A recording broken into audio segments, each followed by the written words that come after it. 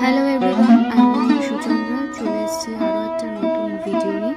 এর আগের ভিডিওতে আপনাদেরকে বলেছিলাম যে একটা নতুন সাউথ ইন্ডিয়ান রেস্টুরেন্টে খেতে গেছিলাম, তো আপনাদের সঙ্গে তার ডিটেলস শেয়ার করব। তো চলুন দেখা যাক এই ভিডিওটিতে।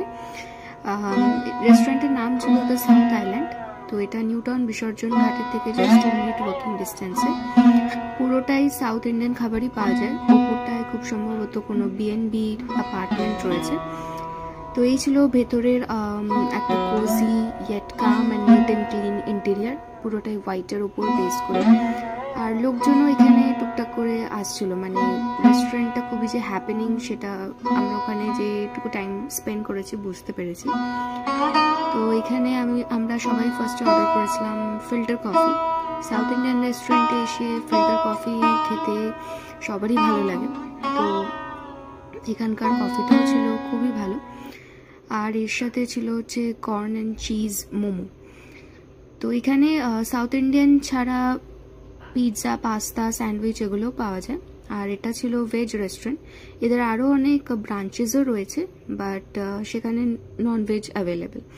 তো মোমোর সাথে ওরা মোমোর যে ঝাল চাটনি সেটা আর মেয়োনিজ দিয়েছিল।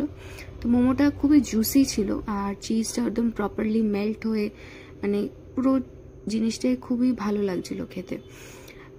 আর এর সাথেই অর্ডার করেছিলাম হচ্ছে ধোসা।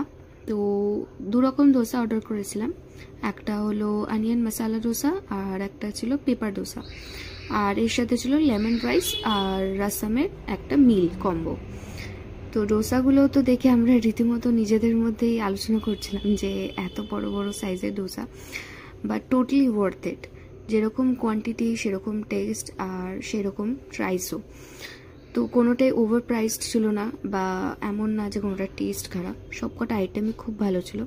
আমরা সবাই সব কিছু টেস্ট করে দেখছিলাম যে কোনটা কীরকম খেতে। তো আমাদের তো ভালোই লেগেছে।